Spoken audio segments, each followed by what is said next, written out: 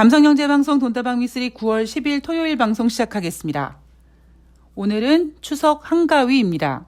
제가 새벽 2시 정도에 눈을 떴는데 창밖이 너무 환한 거예요. 다른 조명이 없는데 이렇게 창밖을 내다봤더니 정말 제 얼굴만한 보름달이 두둥실 떠 있더라고요. 환하게. 제가 자다 말고 저거 추석 보름달 소원 빌어야 되는데 라고 생각을 했다가 다시 보름달을 잘 들여다보니까 살짝 좀 완성이 덜 됐더라고요. 그래서 맞다. 추석날 밤에 떠오르는 달이 진짜지 내가 내일 밤에 빌어주겠어 하고 다시 잠이 들었습니다. 제가 지금 방송을 녹음하고 있는 시간은 오전 11시를 향해 달려가고 있습니다. 10시 59분이고요.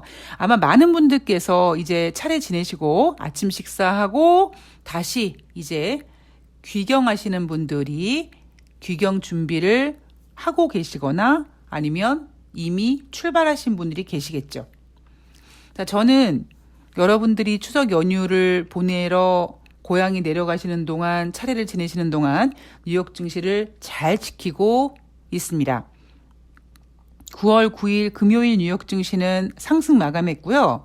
지난주 수요일부터 금요일까지 3거래일 연속 뉴욕 증시는 상승을 이어가고 있습니다. 제가 며칠 전 방송에서 이제 뉴욕 증시는 주 후반에 상승할 텐데 참 아쉬운 부분은 대한민국 주식시장이 추석 연휴로 뉴욕 증시의 상승에서 떨어지는 그 떡고물을 받아먹지 못해서 좀 아쉬울 것 같다라는 이야기를 해드렸죠. 물론 그렇다고 앞으로 뉴욕 증시가 이제 상승하지 못하고 막 또 다시 하락하느냐 그럴 수도 있지만 상승세를 더 이어갈 수도 있기는 합니다. 그런데 주식시장에서 여러분들이 알고 계셔야 될 또 다른 그 원리 같은 게, 진리 같은 게 뭐냐면 주식시장에도 중력의 법칙이 작용합니다. 마치 비행기나 로켓가 이륙할 때 엄청난 에너지를 쓰는 이유가 중력을 이기기 위함인 것처럼 주식시장도 하락하기는 쉬운데 상승하기는 어렵거든요.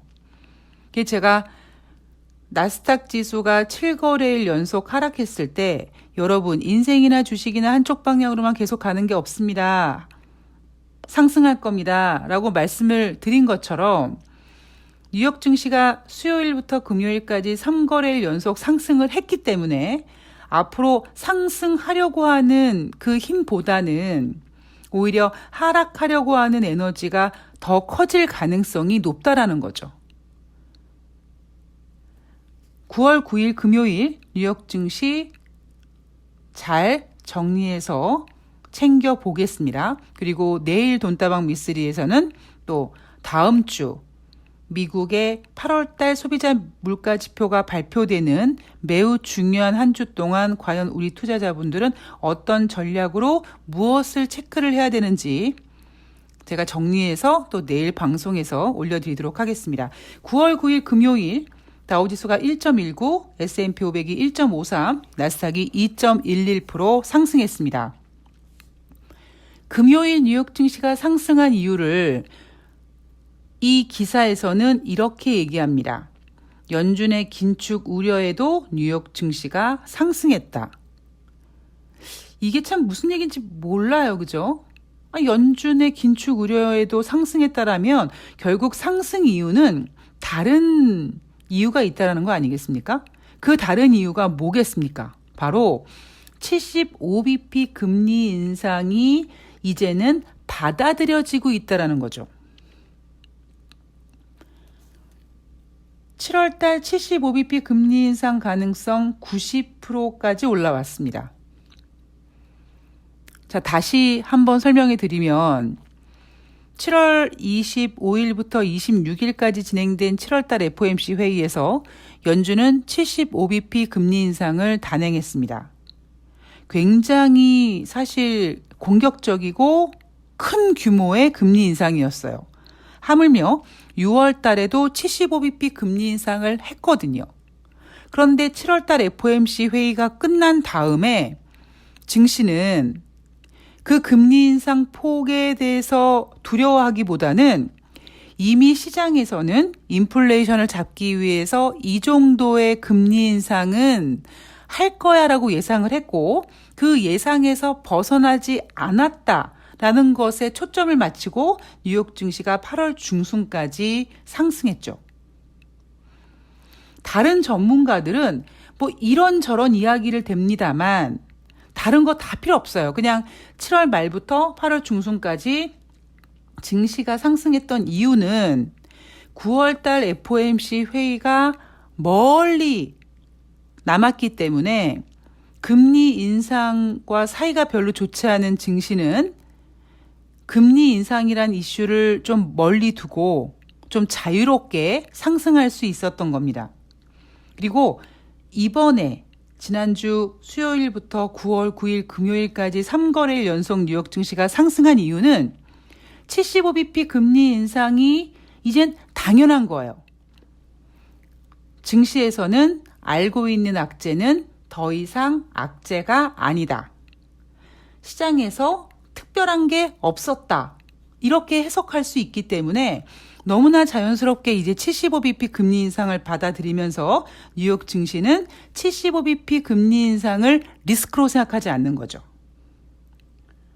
자, 9월달 FOMC 회의가 우리나라 시간으로 오늘 기준으로 이제 딱 열흘 남았습니다.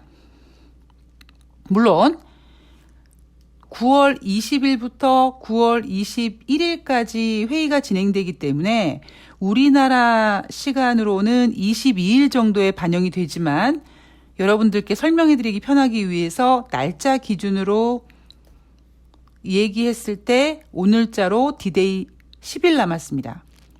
자, 연준 위원들의 발언들을 좀 보면은요.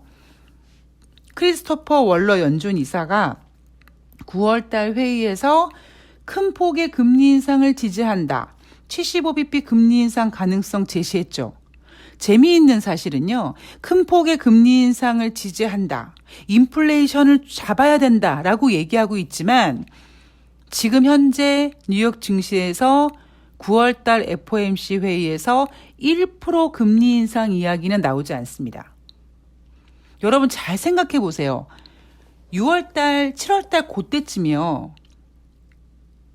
FOMC 회의가 연속해서 대기하고 있을 때 시장에서는 혹시 인플레이션 때문에 소비자 물가지표가 9.1%까지 나오니까 혹시 연준에서 이번에 100bp 금리 인상하는 거 아니야? 이렇게 100bp, 즉 1%의 가능성도 제시가 됐었는데 지금은 아예 1% 얘기는 나오지도 않습니다.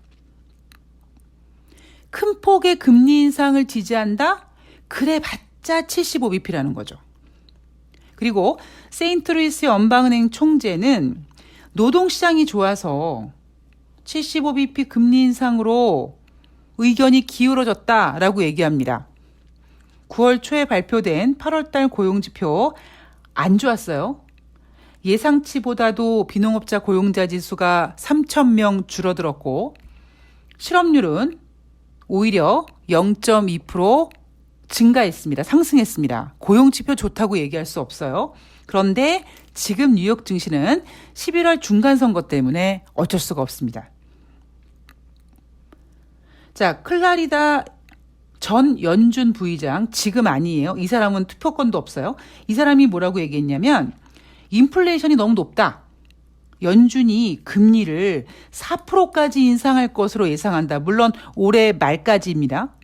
그러면 우리가 지금부터 이 클라리다 전 연준 부의장 물론 투표권도 없고 지금 현재 연준 위원도 아니지만 올 연말까지 4%의 기준금리를 예상한다라고 했을 때 이제 우리는 앞으로의 금리 인상 점도표를 좀 예상할 수 있겠죠. 재미있는 사실은 사실 얼마 전까지만 하더라도 미국의 올해 연말 기준금리를 한 3.5에서 3.75까지 잡았었거든요. 근데 어느 순간 인플레이션이 잡히지 않으니까 올 연말 기준금리 인상 가능성을 4%대까지 올려놨습니다. 그러면 도대체 금리 인상을 몇 번을 해야 되는 거야? 막 이랬는데 뚜껑을 열어봤는데 이런 결과가 나온 거죠. 자, 지금 모든 분위기는요.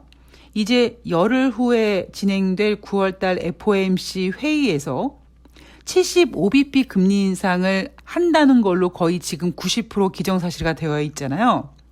현재 지금 미국의 기준금리는 지난 7월달 75bp 금리 인상을 통해서 기준금리가 2.50이 됐습니다.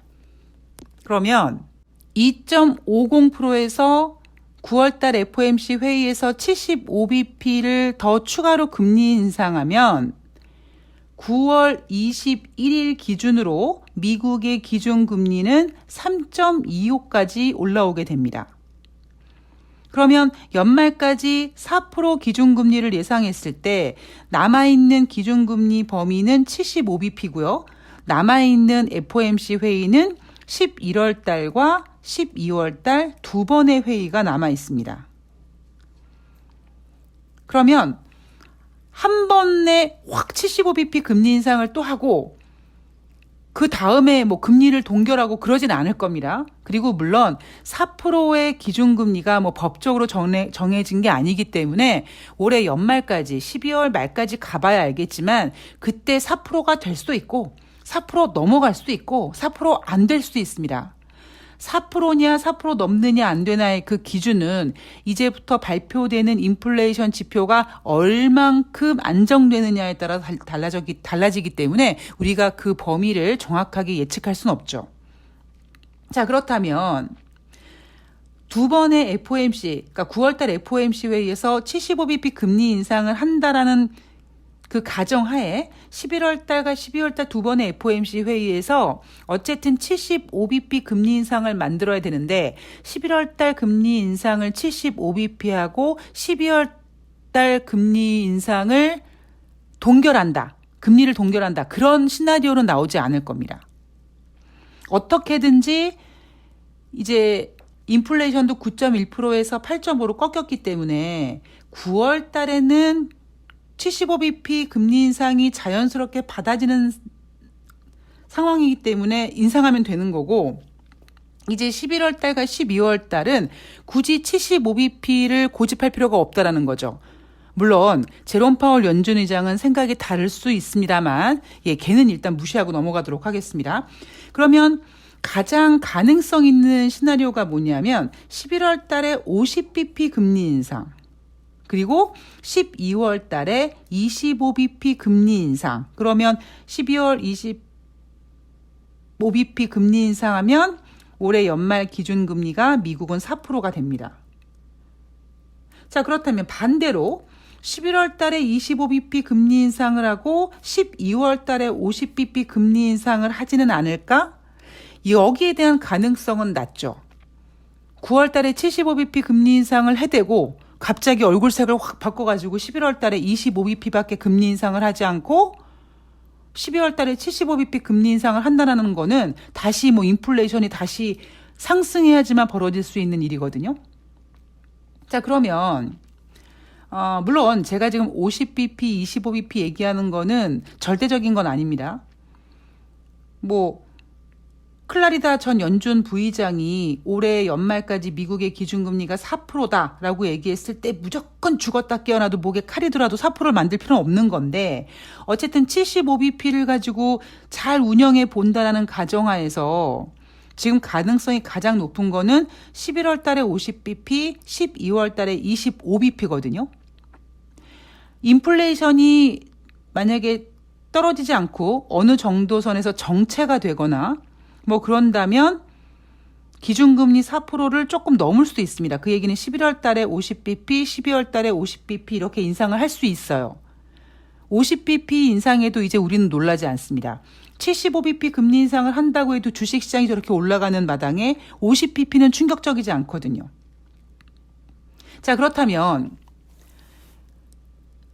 지난주 수요일부터 금요일까지 뉴욕 증시가 상승한 이유가 9월달 FOMC 회의에서 75bp 금리 인상이 이제 자연스럽게 소화된다라는 거잖아요. 주식은 미래를 먹고 사는 녀석입니다. 이 안에 또 뭐가 있냐면 알았어. 그럼 9월 달에 75bp. 11월 달은 얼마야? 이렇게 생각하고 있거든요. 즉 그 얘기는 지난주 수요일부터 보여주고 있는 이 뉴욕 증시의 상승이 이제 처음은 75bp 금리 인상을 자연스럽게 받아들이는 과정. 그리고 이제 그렇다면 11월 달은 얼마를 인상할 거야? 일로 초점이 맞춰지면서 제가 잠시 전에 만들어 드렸던 그 시나리오 11월 달에 50bp 금리 인상 가능성, 12월 달에 25bp 금리 인상 가능성이 이제 이슈가 되면서 뉴욕 증시가 완화적 금리 인상에 대해서 기대를 가지고 상승하고 있는 겁니다. 여기에 큰 변수가 있어요. 어떤 변수냐? 무능력한 제롬 파월 연준 의장의 잭슨홀 미팅이라든가 아니면은 전일 제롬 파월 연준 의장의 그 발언, 며칠 전에 그 발언 때문인 건데 그 발언은 의미 둘 필요가 없다라고 말씀을 드렸습니다. 만약에 제롬 파월 연준 의장의 그 똥꼬집대로 인플레이션 목표치 2% 될 때까지 연준이 금리를 인상한다. 글로벌 경제 멸망합니다. 아마 대한민국은 더 먼저 멸망할 것 같고요. 그러니까 그런 일은 벌어지지 않을 거고, 즉 다시 정리하면 지금 뉴욕 증시가 상승하는 이유, 3거래일 연속 상승하는 이유를 댄다면 지난주 수요일은 이제 75bp 금리 인상을 자연스럽게 받아들이는 과정, 그리고 금요일날 상승 이유는 남아있는 11월달, 12월달 FOMC 회의에서 이제 75bp 금리 인상까지는 필요가 없을 거다라는 기대감이 반영이 된 겁니다. 그래서 만약에 제가 아까 오늘 방송 초반에 뉴욕 증시의 상승의 어떤 그 콩고물을 우리가 받아먹지 못한다라고 얘기를 했는데 다음 주 13일 날 발표되는 미국의 8월 달 소비자 물가 지표가 전월에 발표했던 8.5보다 만약에 둔화된다면 이제 미국은 인플레이션이 확실하게 잡힌다라는 생각을 가지고 11월 달 금리 인상 가능성 50bp 혹은 더 나아가서 25bp까지 내려놓을 겁니다. 이 좋은 시나리오를 갖고 있음에도 불구하고 무언가 살짝 아쉬운 게 바로 제롬 파월 연준 의장의 똥꼬집이죠. 그리고 제가 지금 말씀드리고 있는 이 시나리오가 좀 가능성이 있는 이유가 뭐냐면요. 11월 달 FOMC 회의가 1일, 2일 처음 초반에 열리거든요. 그런데 중간 선거는 11월 8일에 열립니다. 그렇다면 중간 선거보다 먼저 진행되는 11월 달 FOMC 회의의 그 이슈가 굉장히 중요하게 부각될 거고요. 11월 달 FOMC 회의에서의 금리 인상폭은 11월 달부터 분위기를 형성할 거예요.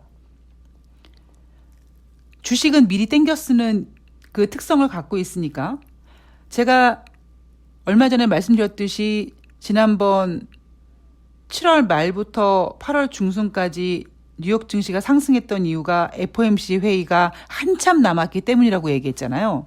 그렇다면 지금 같은 경우에는 10월 달에 FOMC가 없단 말이에요. 11월 초에 FOMC 회의가 있습니다. 그리고 며칠 뒤에 중간 선거가 있어요. 그럼 9월 달에 75bp 금리 인상을 한 다음에 미국만 놓고 봤을 때는 만약에 다음 주에 발표되는 인플레이션이 8.5%보다 떨어지게 되면 이제 인플레이션이 확실히 잡히고 있다라는 신호로 해석하고 11월 1일부터 2일까지 진행되는 FOMC 회의에서 완화적인 통화 정책을 펼칠 거라는 어떤 언론 플레이가 펼쳐질 겁니다. 그래야지만 뉴욕 증시가 상승하고 그래야지만 11월 8일 날 중간 선거에서 조 바이든 대통령이 좋은 좀 괜찮은 성적표를 낼 수 있을 거라는 가능성이 있기 때문이죠. 이게 미국 시장이에요. 그게 제가 조 바이든 대통령이 인플레이션 완화되는 징후를 확인했다 하고 이야기한 그 멘트는 제롬 파월 연준 의장의 똥꼬집을 경고한 거다라고 얘기했잖아요. 그런데 똥꼬집이 가득한 제롬 파월 연준 의장은 쉽게 자기 말을 바꾸기 어려울 겁니다.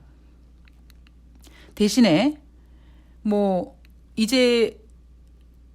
이제부터 FOMC 회의를 그러니까 열흘 정도 남겨두고 연준 위원들은 이제 블랙아웃으로 들어가기 때문에 다음 주 한 주 동안은요, 제롬 파월 연준 의장의 발언을 듣고 싶어도 들을 수가 없어요.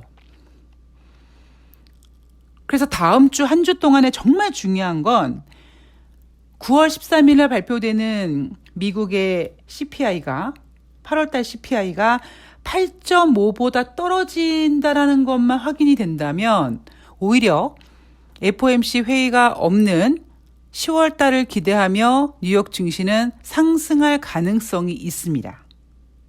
그런데 재미있는 사실은요, 구게마임 파트너스의 최고 투자 경험자가 아니라 최고 책임자가 뉴욕 증시에서 대규모 매도가 나올 가능성이 있다. 그 얘기는 뭡니까? 다시 얘기해서 개폭락할 가능성이 있다라는 거죠. 대부분 이렇게 표현하거든요. 매도가 강해질 것이다. 뭐 이렇게 표현하는데 대규모 매도가 가능하다는 얘기는 이건 거의 폭락을 의미합니다. 단순히 그 멘트만 한 게 아니라 10월 중순까지 S&P 500 지수가 20% 이상 폭락 가능하다라고 얘기했습니다. 그런데 이런 전망은요, 늘 나오죠. 그죠? 뭐 얼마 전에도 뭐 대한민국 코스피 시장 뭐 2200이 깨진다, 2100이 깨진다 막 개소리들 하지 않았습니까? 그래서 제가 뭐라고 했어요? 대한민국 주식시장이 그렇게 만만한 증시가 아니라고 그랬잖아요. 구게마임 파트너즈의 이런 전망은 저는 불가능하진 않다고 생각을 해요. 어떤 면에서 불가능하지 않다라고 생각을 하냐면 미국 주식시장 외에서 어떤 변수가 터지면 뉴욕 증시도 못 견디겠죠.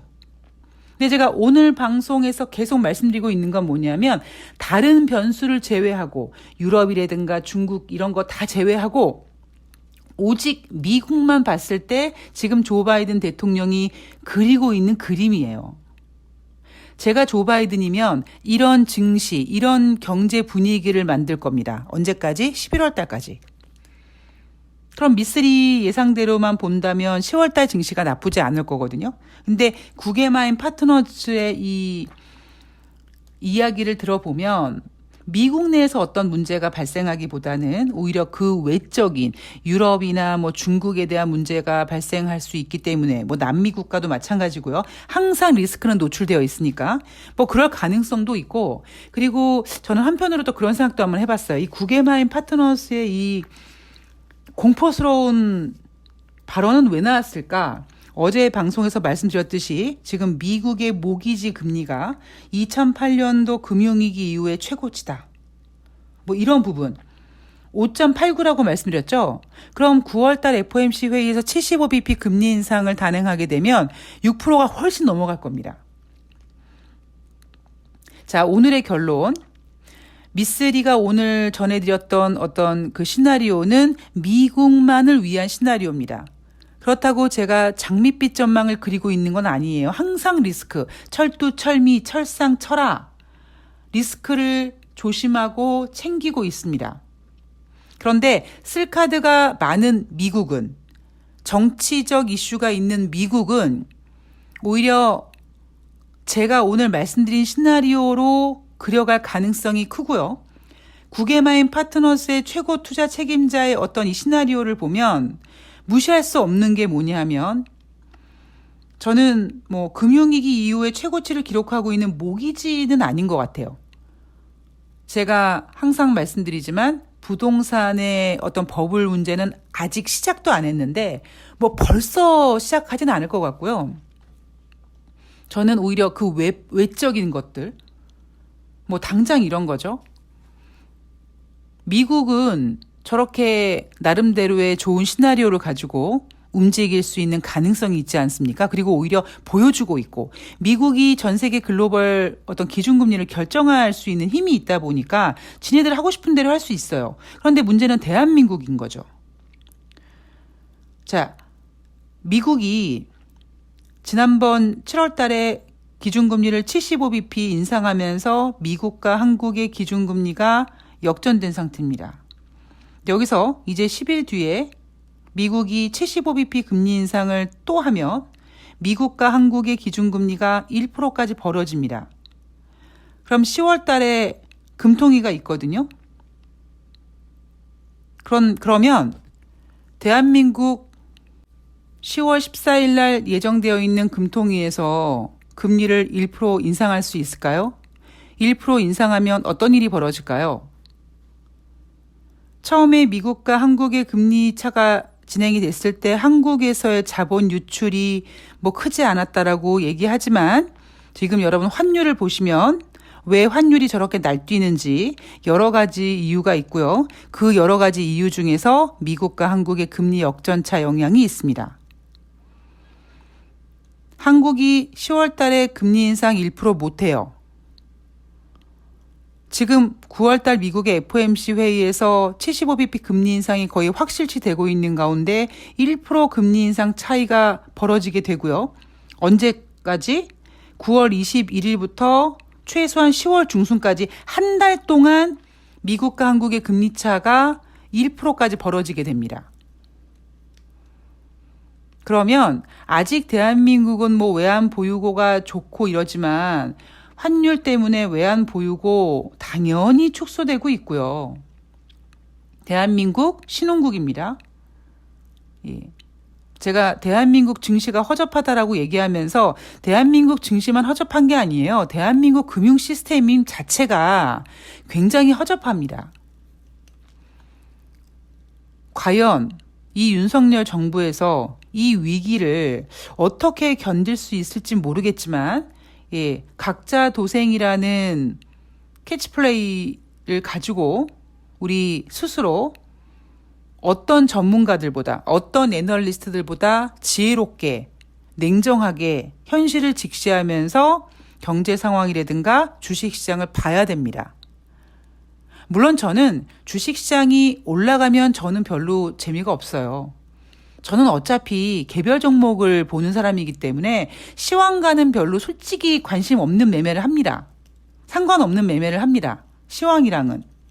단지 만약에 어떠한 그 시황 분위기 자체가 안 좋으면 아무리 개별 종목이라도 시황을 이기는 종목이 없다고 힘을 못 쓰죠. 그런데 이 경제라는 게 단순히 주식시장만 있는 게 아니라 부동산도 있고 여러 가지 거시적인 경제를 봤을 때 상황이 그렇게 좋지는 않아요. 그러니까 요즘에 여러분 언론에서 미국과 한국의 금리차 역전 이런 얘기 잘 안 합니다. 그죠? 그런데 이제 미국이 9월 달에 금리 인상 75bp 할 것 같아요. 할 것 같은데도 뉴욕 증시가 올랐어요. 이렇게 뭔가 투자자들을 이렇게 속이는 그냥 별거 아닌 것식으로 넘어가는데 뉴욕 증시가 상승하는 이유를 제가 정확히 짚어드리고 있고요. 그러면 미국은 75bp 금리 인상 하고 대한민국은 10월 중순까지 금리 인상을 못하는 금통위가 없으니까 그런 과정에서 약 한 달 동안 한국과 미국의 금리 차가 1%가 됩니다. 이게 대한민국의 현실이에요.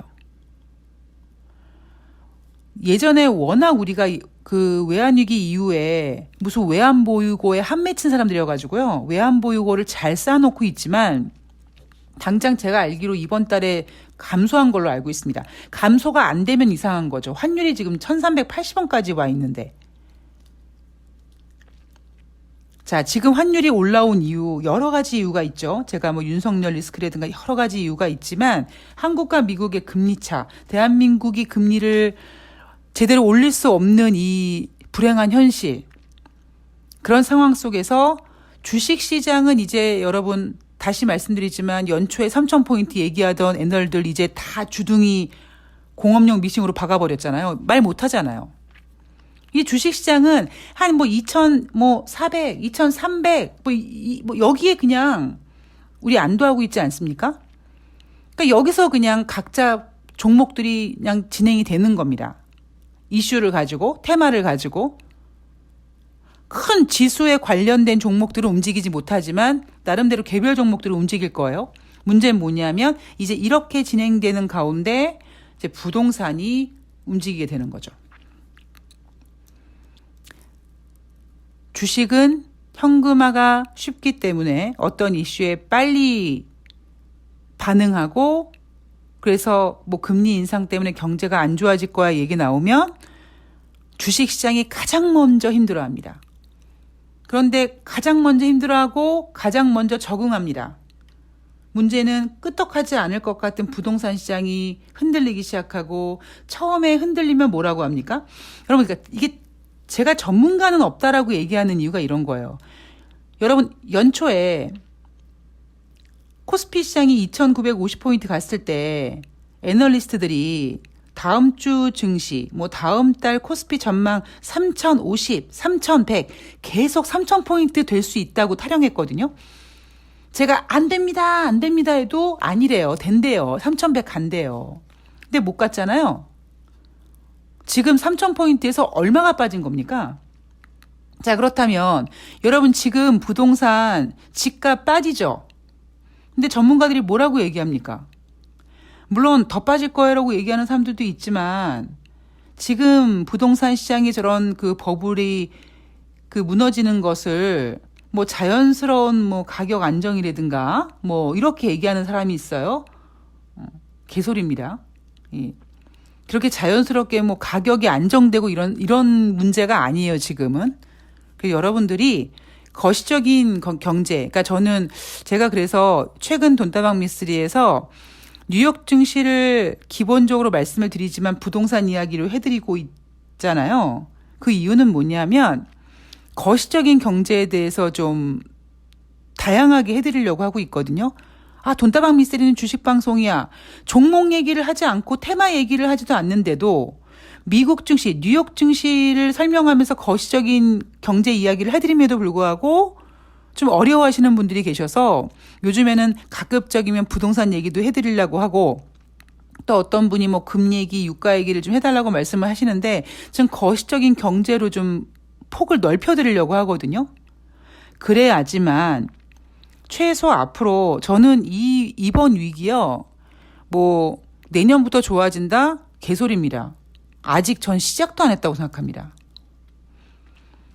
그래서 오히려 지금부터 진짜 돈이 어떻게 움직이고 있고 어디가 무너지고 있고 뭐 이런 것들 뭐 지금은 미쓰리 그러면 지금 뭘 사야 돼? 지금은요. 모르겠어요. 저 같은 경우는 뭐 주식 뭐 개별 종목 이 정도는 얘기할 수 있지만 다른 어떤 투자 상품에 대해서 지금 그럼 들어가도 돼? 안 되죠. 그래서 지금 돈 많은 사람들은 뭐 하고 있습니까? 현금 땡기고 있는 거예요. 자, 오늘 방송이 그냥 쓸데없이 내용이 좀 길어진 것 같은데 일단 오늘 가장 큰 포인트는 뉴욕 증시 앞으로 조 바이든 행정부가 그리고 있는 시나리오 말씀드렸고요. 그리고 구게마인 파트너즈의 최고 책임자가 얘기했던 그 리스크에 대해서 뭐가 문제일 수 있는지에 대해서 말씀을 드렸습니다. 자, 내일 방송에서는요, 이제 다가오는 한 주 동안 과연 소비자 물가 지표를 비롯해서 뉴욕 증시가 어떤 반응을 보일지 우리가 무엇을 준비해야 되는지 꼼꼼히 체크해서 찾아뵙도록 하겠습니다. 추석 연휴 남은 시간 잘 보내시고요. 서울로 오시는 분들, 차 조심하고 안전하게 돌아오시기 바랍니다. 저는 내일 방송에서 뵐게요. 고맙습니다.